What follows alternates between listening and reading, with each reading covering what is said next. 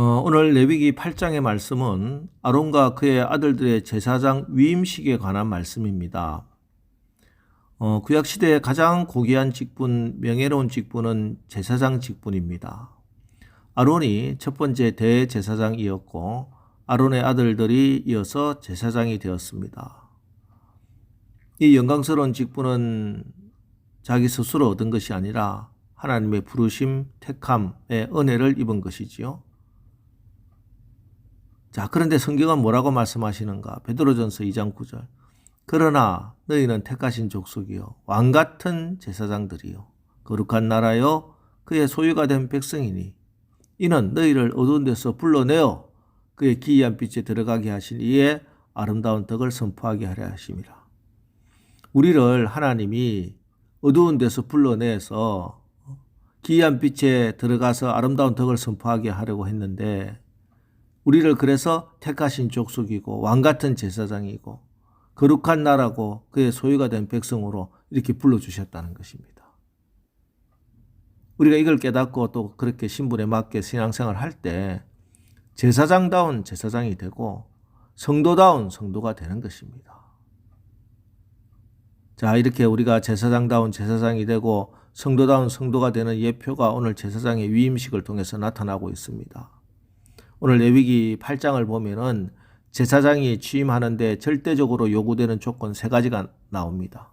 첫 번째는 물로 씻어야 했습니다. 6절 모세가 아론과 그의 아들들을 데려다가 물로 그들을 씻기고 그렇습니다. 거룩한 제사장의 직분을 감당하기 위해서는 먼저는 물로 씻어야 합니다. 자, 물로 씻는다 하는 것은 정결하고 깨끗하게 한다는 말씀이겠죠. 거룩하게 하라는 말씀입니다. 그럼 어떻게 우리가 정결하고 깨끗하게 되는가? 여기서 말하는 물은 그럼 무엇인가? 먼저 우리의 영혼을 정결하게 깨끗하게 하는 것은 하나님의 말씀입니다. 시편 119편 9절 청년이 무엇으로 그의 행실을 깨끗하게 하리까? 주의 말씀만 지킬 따름이니이다. 에베소서 5장 26절도 이는 곧 물로 씻어 말씀으로 깨끗하게 하사 거룩하게 하시고 우리가 제사장의 직분을 감당하기 위해서 날마다 하나님의 거룩하신 말씀을 주야로 묵상하고 그 말씀으로 우리 속에 있는 육신의 정욕, 안목의 정욕, 이생의 자랑의 모든 더러운 것 씻어내야 합니다. 그리고 성경에서 물은 또 성령을 의미하기도 하지요. 요한복음 7장 38절 39절 나를 믿는 자는 성경의 이름과 같이 그 배에서 생수의 강이 흘러나오리라 하시니 이는 그를 믿는 자들이 받을 성령을 가리켜 말씀하신 것이라 하고 우리 주님이 친히 말씀해 주셨습니다. 자, 오늘 새벽 기도 시간 여러분 성령이여 이 하루도 나를 정결하게 하옵소서. 성령이여 오늘도 나를 깨끗하게 하옵소서. 기도하십시오. 그래서 성령을 힘입어 오늘 하루도 이 더러운 세상에서 때묻기 쉬운 여러분의 영혼을 말끔하게 깨끗하게 씻어 거룩하고 정결한 삶을 사시기를 주의 이름으로 축원합니다. 두 번째는 제사장은 제사장의 옷을 입어야 합니다. 7절로 9절 아론에게 속옷을 입히며 띠를 띄우고 겉옷을 입히며 예봇을 걸쳐 입히고 예봇에 장식띠를 띄워서 예봇을 몸에 메고 흉패를 붙이고 흉패에 우림과 투밈을 넣고 그 머리에 관을 씌우고 그 관 위에 전면에 금패를 붙이니 곧 거룩한 관이라 여호와께서 모세에게 명령하신 것과 같더라. 제사장만이 입는 특별한 옷을 입어야 돼요. 이 옷 입으면 그 사람 제사장임을 알 수 있습니다. 오늘 우리도 마찬가지입니다. 우리도 제사장의 옷을 입어야 됩니다. 오늘 우리에게 이 제사장의 옷은 무엇입니까? 로마서 13장 12절로 14절 밤이 깊고 낮이 가까웠으니 그러므로 우리가 어둠의 일을 벗고 빛의 갑옷을 입자. 낮에와 같이 단정히 행하고 방탕하거나 술 취하지 말며 음란하거나 호색하지 말며 다투거나 시기하지 말고 오직 주 예수 그리스도로 옷 입고 정욕을 위하여 육신의 일을 도모하지 말라. 오직 주 예수 그리스도로 옷 입어라. 우리가 왕같은 제사장으로 하나님께 쓰임 받는 것은 세상의 어떤 조건이나 자격으로 쓰임받는 게 아닙니다. 오직 주 예수 그리스도로 옷 입는 것입니다. 우리의 삶의 모습에서 세상의 육신의 모습이 나타나는 것이 아니라 그리스도 예수의 모습이 나타나는 것입니다. 이게 제사장의 옷을 입는 거예요. 어느 여자 집사님이 믿지 않는 남편과 결혼 생활을 하면서 너무나 힘이 들었습니다. 특별히 술만 먹으면 이 남편은 주사가 있어서 말을 함부로 내뱉고 심지어 손찌검까지 했어요. 처음엔 화도 나고 부부싸움도 해봤는데 소용이 없습니다. 그러다가 은혜를 받고 나니 남편을 위해서 기도하기 시작합니다. 불쌍히 여기기 시작했어요. 남편이 술을 먹고 싶어 하면은 맛있는 안주를 해서 술상을 차려주고 남편이 술취해서 자고 있으면 옆에서 다리도 주물러 주었어요. 이게 이제 남편이 알게 된 거죠. 어느 날 참다 못한 남편이 이 아내에게 묻습니다. 너 왜 그러느냐고. 무슨 꿍꿍이냐고. 그런데 집사님이 그랬대요.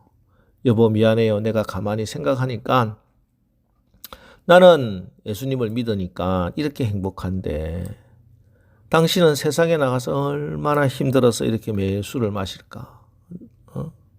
나는 이렇게 행복하게 사는데 당신한테 너무 미안한 생각이 들었어요. 난 죽으면 천국 가서 영원히 행복하게 살 텐데 당신은 죽어서 지옥 가면 얼마나 고통스럽겠어요. 그러니 살아있을 때라도 내가 잘해줘야 되겠다는 생각이 들었어요.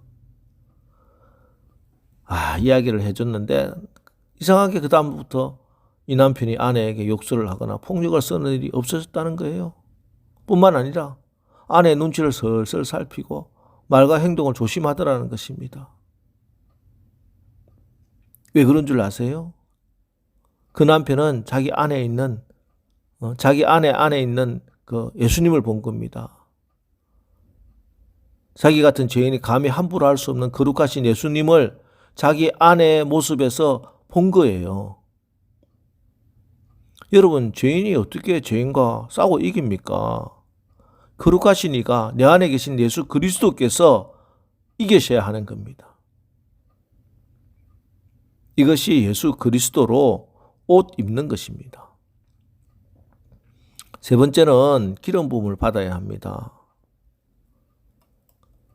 10절로 12절 모세가 관유를 가져다가 성막과 그 안에 있는 모든 것에 발라 거룩하게 하고 또 제단에 7번 뿌리고 또 그 제단과 그 모든 기구와 물두멍과 그 받침에 발라 거룩하게 하고 또 관유를 아론의 머리에 붓고 그에게 발라 거룩하게 하고 제사장이 아무리 좋은 옷을 입고 또 겉옷과 속옷을 입고 또 치장을 해도 그 마지막에 관유를 그의 머리에 발라 거룩하게 하지 않으면 제사장은 제사장으로서의 직무를 감당할 수 없습니다.